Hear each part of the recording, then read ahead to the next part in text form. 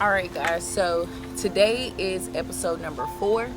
I'm really excited about this particular episode because I got my bestie here. So like it's about to be lit. But one thing, so something me and Dwayne have been doing. First of all, let me just give y'all a little backstory. We have been best friends for now 20 years. That's a long time. First of all, I am. How am I? I'm 31. And how old are you? 30? 30. And you 30. So 20 of those years have been occupied with each other in each other, or one another in each other's lives, which has been just really significant. God has us on this crazy journey in general. We're back in the same space and able to just be of encouragement to each other. So something we do now in trying to build our bodies and things like we take walks together. So we do bestie walks and chill in them walks. The Lord be moving, okay? The Holy Ghost. Listen, he be doing what he going to do, okay? He be speaking. And the thing is, even down back, so we've now experienced middle school, high school, college, and adulthood together. So even back in college and things like that, God would still, as we were reading or studying something in our regular English class, whatever the subject may be, God was still revealing certain things, even through the little small things that we were, studying and preparing for. So in the same way, God still does that even with our walks. Like we saw like a dog that just gave us so much revelation, which will be something maybe we discuss in this episode. But the first thing I would like to say, one, I'm going to start a timer because, and you may hear, you may not, because we are both long-winded and we will talk, okay? So we will go into monologue mode, and I had to tell him too because we do that. But we're also going to allow God to have his way at the end of the day and be able to take over the conversation the way that he would want to take over the conversation. So, and as always, y'all gonna see me look down a little bit to just kind of get my bearings and things like that. But today, as far as the title of this episode or the purpose of it, it is about the different ways to use faith. When God says something versus when you believe him for something. So that was something that Dwayne and I was talking about this week. And I thought that it was very significant because, the journey that God has me on, with believing him for my husband and things like that, it was something that I know that God said to me. He said, hey, essentially right now you need to prepare for that. Yes, and let me be clear in also saying that he did say very specifically that I'm not going there just for my husband. There's other things that he wants me to go there for, and that's something that I'm also preparing for, and that's what he's preparing me for. But it's something that he said to do, and it's just really a matter of carrying that out. So in my case, it'll be something that God said, hey, you need to go here. You need to go to this location, which something that he always pushes, that God provides with provisions for places, not people. So he gave me he said, this is your location. This is where you need to go for that to happen. So all the things that I've been hoping for, whatever stresses me, whatever things that are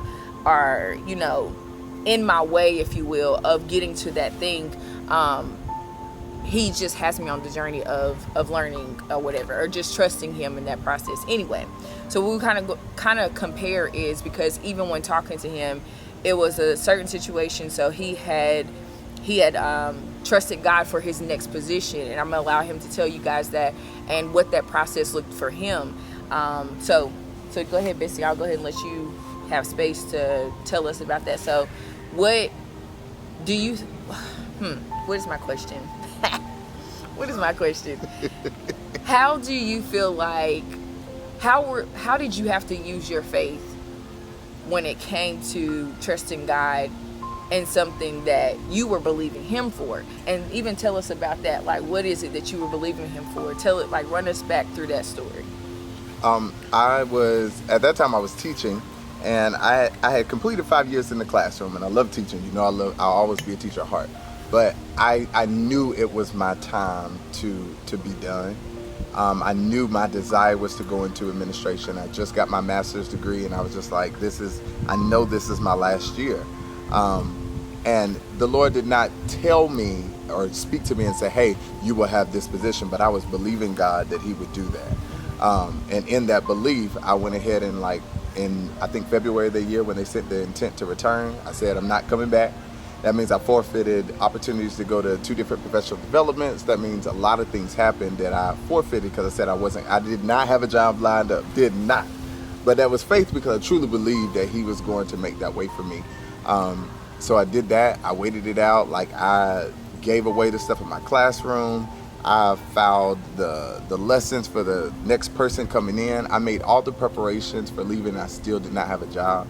I waited over the summer. I went on some interviews. You probably remember that process. Yeah, and I got to the very end 2 different times in a different school district with the superintendent, and I didn't get the position. My principal was like, are you resigning? What's going on? We want to keep you, but we want to be able to hire somebody good if we have to let you go. And I just didn't have an answer, and it was difficult. But I really believed God that he would do what I believed him to do. So I think almost toward the end of the summer, I interviewed and got the dean position at Quail, which was so divine because it was a pay cut at the time from what I was making, but it set me up because I only sat in that position for 1 year and became assistant principal right after that because one of my coworkers moved out of that position. So it was such a gateway for everything that God was doing, and I was blessed to experience it like that. But it was frustrating in that way because he didn't just speak that. I had to. So what made you say, look, God, you gonna do this, and I'm gonna sit and I'm gonna I'm gonna carry this out because you gonna see me. What made you decide that was the best option versus saying, God? I knew that he told me he would give me the desires of my heart. I was seeking him. I was believing him. I was trusting in him. And I said, at the end of the day, you're not going to make yourself look stupid. That's not what you do. You're not here to make me look stupid. You're not going to make yourself look stupid. And I fully put my trust in that. So it was difficult at the times where the enemy just kind of creeps in. So what if you don't have a job? How you going? Are you just going to find yourself right back in that classroom if you don't? And I had to literally dismantle that.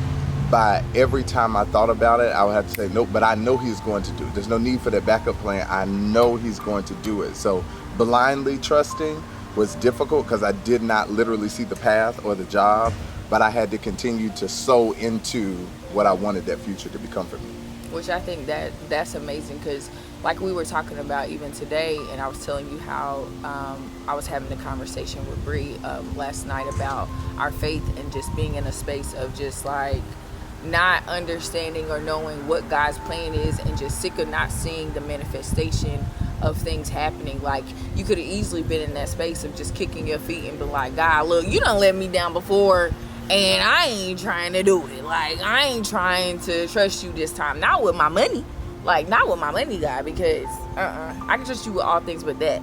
But instead, you decided to trust him regardless. And something that I was talking with Bree about was just about, and maybe I wasn't, I don't know. I didn't have so many conversations. Yeah. Somebody I was talking to about this stuff.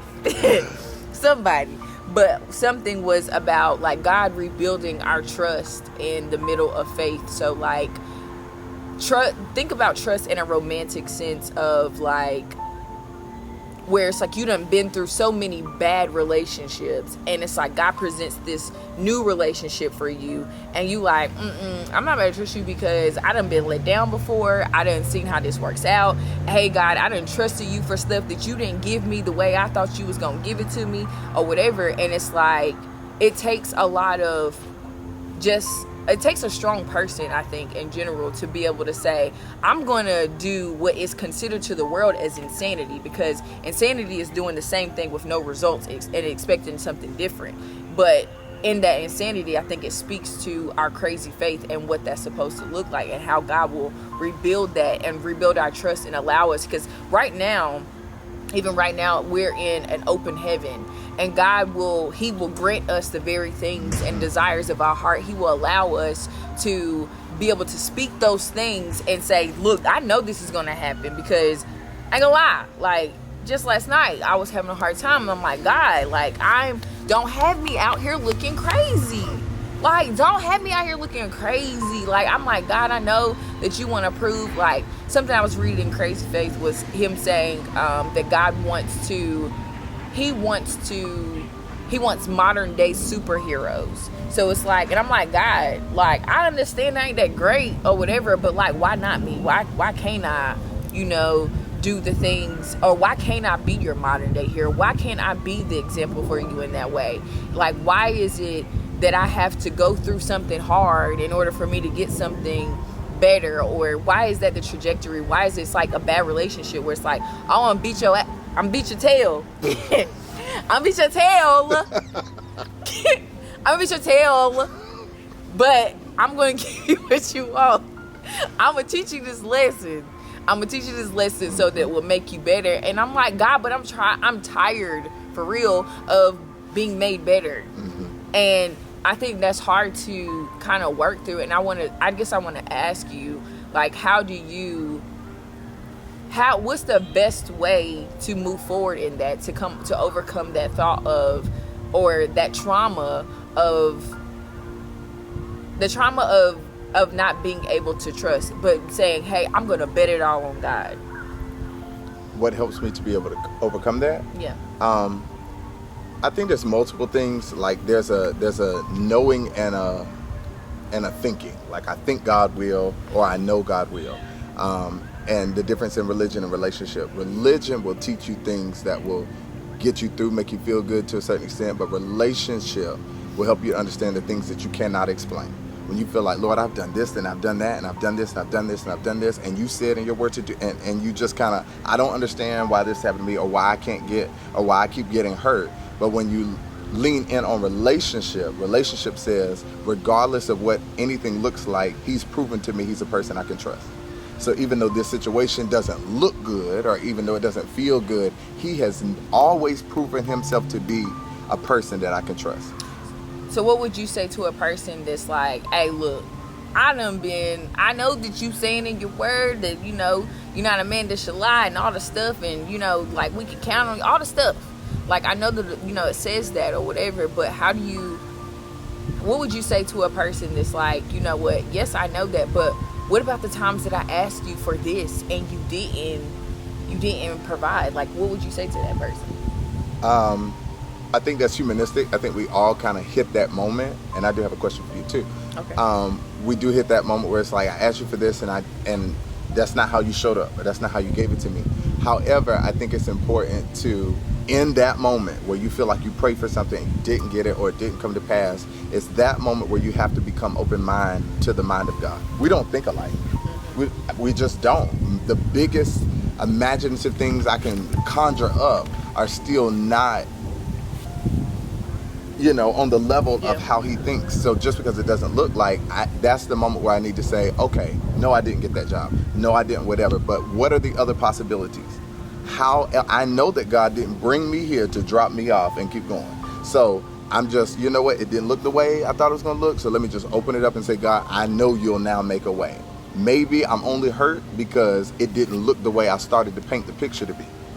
But you had to stop me early because you don't want me to put all this work into a picture that you never intended me to have, to look like.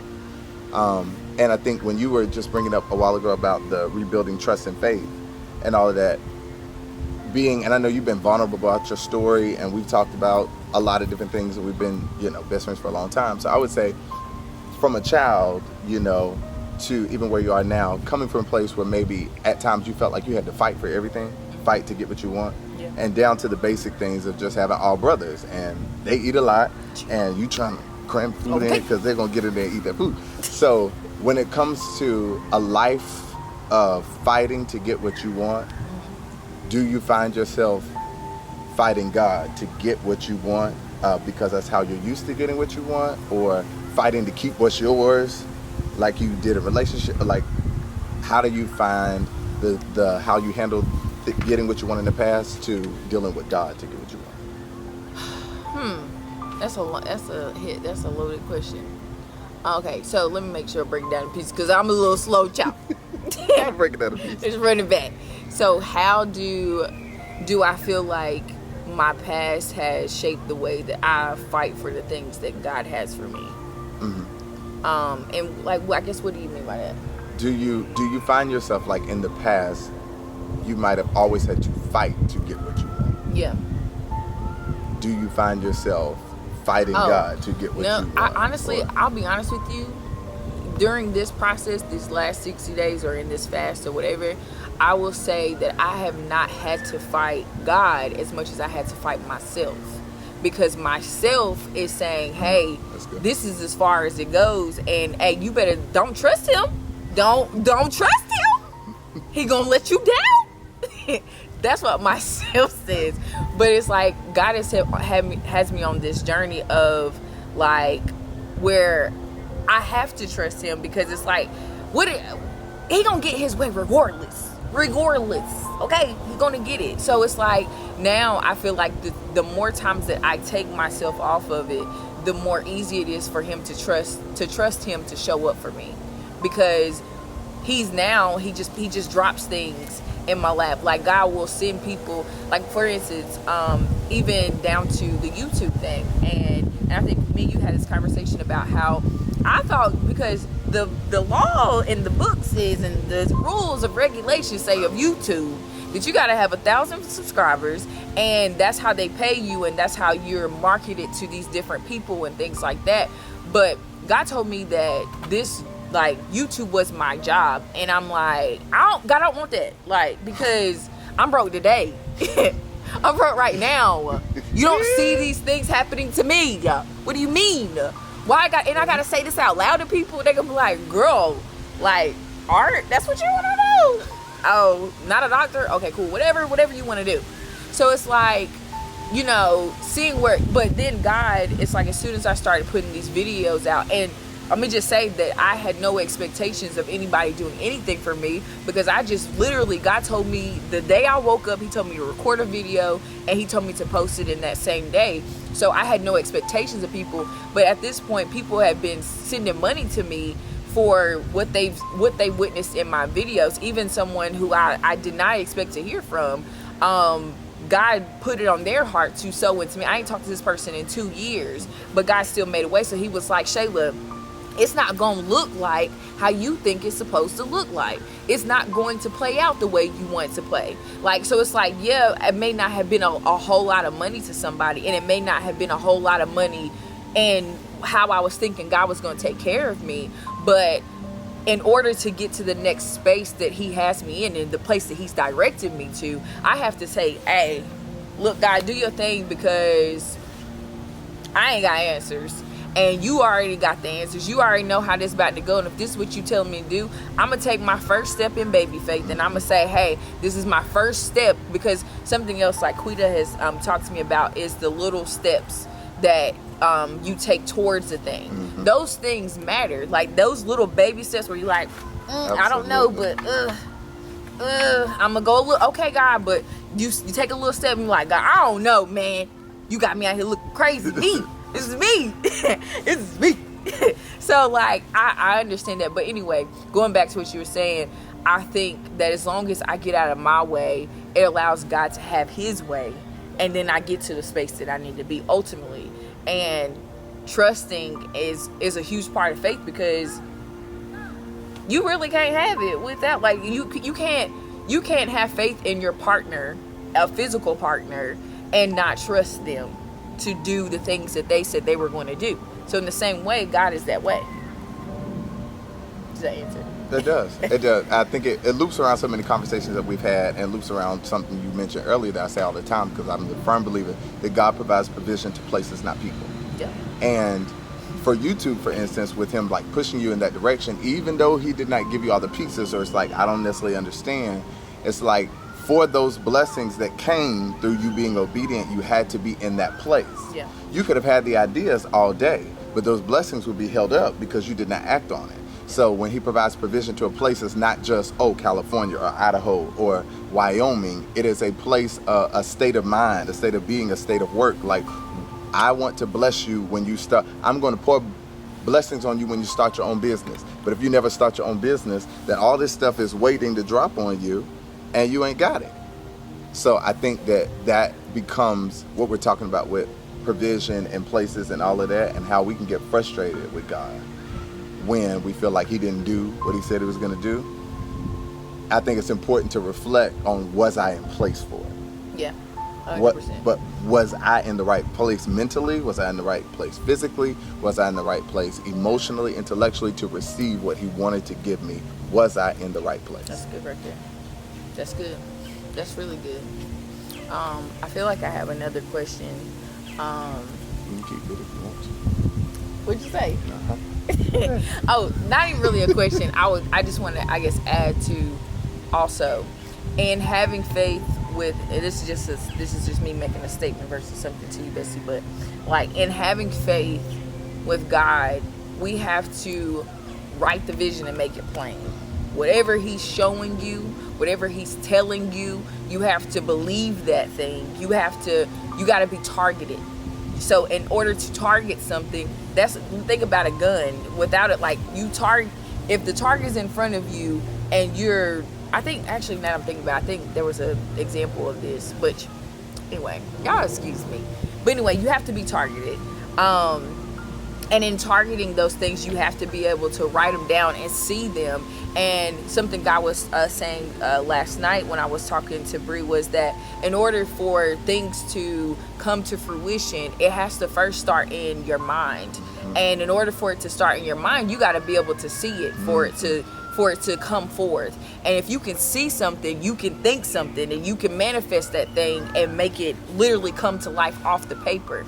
But it starts with pen and paper. It starts with writing out the details and, writing out the small things that we call small and saying, hey, God, I want this. Like God had me write out, before he told me YouTube, he had me write down the job he's write down the things that I possess skills in myself, and write down like what I could offer a company or whatever. He had me write that down, but he also had me write down my husband and things like that. And the smallest details, I mean the smallest, I write down it all of it.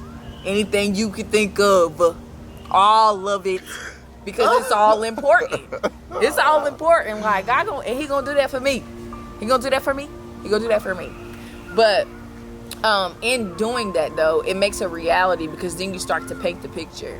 And once you paint the picture, it's like, okay, say I paint a physical picture. I paint a picture and I hang it on my wall. Say I painted a picture of a house, and now I'm hanging that picture of the house on the wall, and I'm looking at it every day, and I see that house. And now every time I go out into the neighborhood, I'm starting to pay attention to houses, because I'm like, well, what other detail can I draw in my house? What other thing can I place there for, that I want to see in my future? So it's just about being targeted. We cannot just ask God, because sometimes even with myself, I will ask God for something and I forget that I asked him. I forget that we had the conversation. And that's why I'm so grateful that, Quita had pushed me to write my journal, because now I'm going back like, oh, I did say that. God did tell me that. He did whatever. And it's like, even your hopes and dreams, to be able to physically look back on that paper and see those things come to fruition, that is an amazing thing. But they'll never come if it's not written, because the devil will take those thoughts. He will take it, slam out your head, and make you like just completely forget that it was a task, it was something you're working towards. And if he can confuse you that way, then you'll never get to the place that you're trying to get to, because you're untargeted. What we at the time? Okay, so it's about that time. Is there anything that you would like to, I guess, add to as well? Words.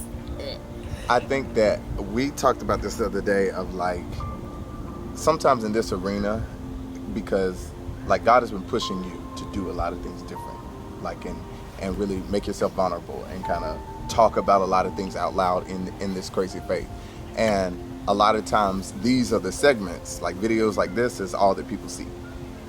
Boom, just these snapshots of our journeys, which is the same thing in church. You see snapshots of the pastor's journey, snapshots of and anytime we look at anybody, we only see snapshots, because you never see what happens when there's nobody around them, which is their integrity.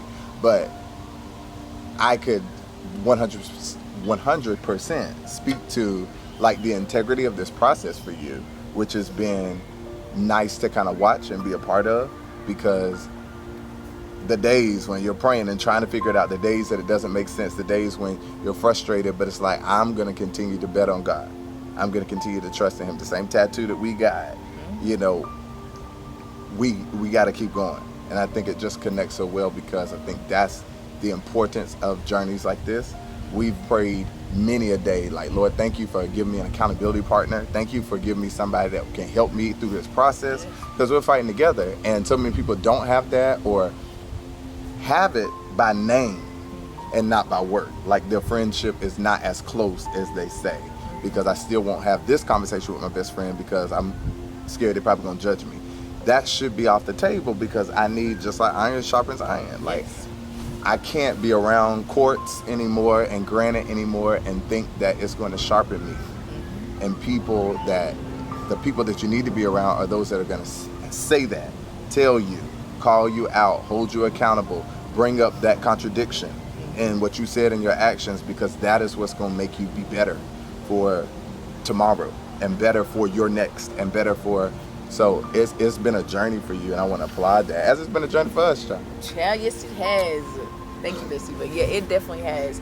And that's something else I want to bring up, as far as making sure that the people around you, I said it before, but making sure that they're going to push you, and they're going to pray for you, and they're going to be of help to you. They're going to help push the vision that you have. Like, they're going to be just as crazy for you as you are for them. The thought that's in your brain is like it was in theirs, and God had promised them that very thought. So I think that's the helpful thing, because it's like, you've been sharper than me. I said this to you before, like, if there was ever a time in my life that it was important for me to sit under you, and that's us living together, and, you know, God taking us through this process, whatever, like, I had a real life example of what faith looked like. I'm watching you on the phone and maneuvering with people and getting deals and things that should not be yours to have. Like, God giving you a deal on your car. God, you know, him taking care of you and all the things that you deal with, and how he's carrying it out,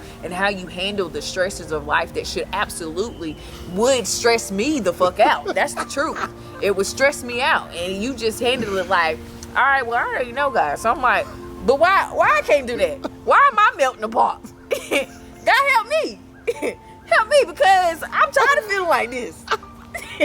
So that has been helpful. So for real, if you don't hear nothing else from me, get you some people that's gonna push you the way that God wants you to be pushed. Because they're the only people, when it comes to delivering this baby, God Almighty, that's going to help you push. And their push is going to be something that gets it out of you. It's going to be out. It's going to be a literally physical representation of the things that God has for you. Like, those are the people that's going to be able to help guide you and help to get you to the other levels that you still have to go to. So it's so important, God Almighty, it's so important to connect with the right people. And sometimes it's not the people that have been with you the longest, because thank God Dwayne has been with me the longest, but he is part of that, because even in my journey of my life, there's been a lot of difficult things that sometimes trauma will allow you to just bury certain things. You forget about certain things because you're just trying to keep going, because things just start hitting you so much. But God has allowed Dwayne to be my memory bank and reminding me of the things that God has brought me through. And I'm like, God. I remember. Okay, like, yeah. Oh, yeah. I always remember you was doing you remember you was wearing. I can probably find it. Okay, like, you remember this fit right here? See? You see? Like, so to have that has been great. But like I said, it's not always the people that have known you the longest as much as the people that's going to push you the hardest. And that's all I have to say. That was good. That was good, guy. You have anything you want to add? Nah, you just feel it, didn't you? You hollering at him. I said, woo. And jumped on it. Just like you. I'm like, come on. But anyway, what I want to say, so first of all, thank y'all guys for viewing my YouTube channel. I really, really, really appreciate. Oh, child, my God. I really appreciate y'all taking the time. I know sometimes my videos are long, like this one about to be long, child. It is. But I really appreciate y'all sitting and trusting the God in me enough, and trusting the God that lives in the people that I'm gonna have presented to you guys, to sit and watch and just take in the information. I thank y'all for just for subscribing, for sending it to your friends, people. Like I don't even know. I really don't know 80 people for real. I mean, I might somewhere along the line, but in my everyday life, I know like 5 people. So the fact that there's more than 5 people watching my videos and subscribe to me, I think is amazing. So I'm not going to overlook God in that way, and I appreciate y'all helping to put the energy behind this in order for me to get to the place that God has designated for me. So I thank y'all, and I pray many blessings on each and every one of y'all. I pray that God will allow your dreams and everything to manifest before you, and that you will be able to see those things that God promised you come to life just because you shared my video, just because you subscribed, just because you sent it to a friend. I'm believing God like that for you. Also, I just want to say I will also be leaving links. Please always check my links. Sometimes I forget to mention it while we're recording about what I'm going to link to, but I'm absolutely going to leave a link for the Crazy Faith book by Micheal Todd. It is an awesome book, and it has really helped to fuel me and help me throughout my days of this journey, and will be something that I refer back to even in the future. So I'm definitely going to leave the link to that, and I will also leave a link to our social media. So if you guys want to follow us, we are in some construction, so y'all bear with us. We will be getting a present very soon. Y'all will probably see a post even today. Today is Friday. I record on Friday, so listen, today is Friday. So anyway, y'all will be seeing the links of our social medias and things like that, so y'all can reach out to us. Again, what I will always say, I don't know all the answers, okay? I don't know all the answers. I don't have all the right things to say. I might drop the ball a few times because God be having me somewhere. And I'm also an empath, where I absorb people, and I try not to absorb everybody's stuff, because that's what something God is also working on me with, okay? Okay? But anyway, thank y'all so much for tuning in. Thank y'all for sharing. Thank y'all for just doing your due diligence in this whole process with me. So thank y'all, and I will see y'all on the next episode. Ciao.